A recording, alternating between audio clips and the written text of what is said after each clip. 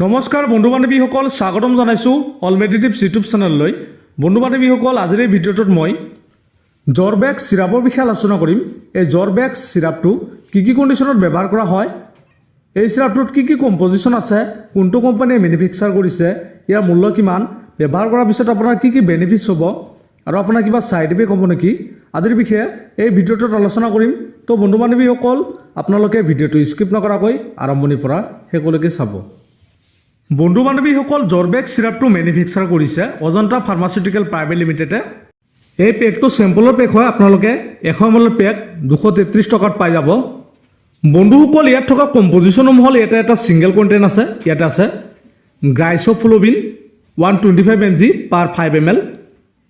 ভিডিঅ'টো আৰম্ভ কৰাৰ আগতে এটা অনুৰোধ জনাওঁ, যদি আপুনি আমাৰ এই ভিডিঅ'টো প্ৰথমবাৰৰ বাবে চাই আছে, আপোনালোকে প্লিজ চেনেলটো ছাবস্ক্ৰাইব কৰি দিব আৰু কাষত থকা বেল আইকনটো প্ৰেছ কৰি দিব। তো বন্ধুসকল, জৰবেক্স চিৰাপৰ বেনিফিট সম্পৰ্কে আলোচনা কৰিম।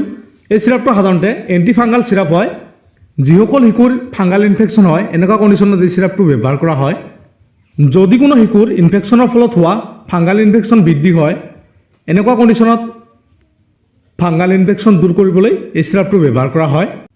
বন্ধুসকল, এই চিৰাপে ভেঁকুৰৰ কক বিভাজন ৰোধ কৰি ভেঁকুৰৰ বৃদ্ধি বন্ধ কৰে।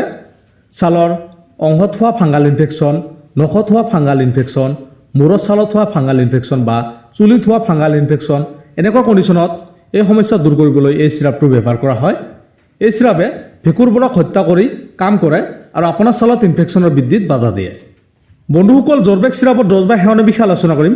এই চিৰাপটো খাদ্য খোৱাৰ পিছত আপোনালোকে প্ৰতিদিনে নিয়মিতভাৱে খাব লাগিব আৰু একে সময়তে খাব লাগে। শিশুৰ ওজন, বয়স আৰু ৰোগৰ ওপৰত নিৰ্ভৰ কৰি এই চিৰাপটো ড'জ দিয়া হয়। সেইকাৰণে আপোনালোকে ডক্টৰক দেখুৱাই আপোনালোকে ব্যৱহাৰ কৰাব। বন্ধু বান্ধৱীসকল, যিকোনো ধৰণৰ মেডিচিন ব্যৱহাৰ কৰাৰ আগতে আপোনালোকে সদায় ডক্টৰৰ পৰামৰ্শ ল'ব।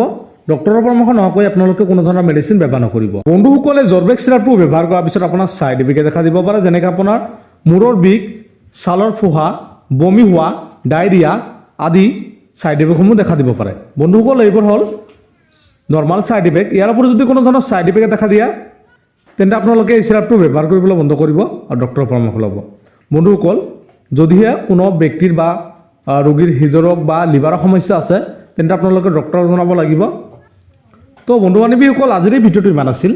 যদি ভিডিঅ'টো ভাল লাগে, প্লিজ এটা লাইক কৰি দিব আৰু জৰবেক্স চিৰাপটোৰ বিষয়ে অধিক জানিবৰ কাৰণে আপোনালোকে কমেণ্ট কৰি জনাই দিব পাৰে। ধন্যবাদ।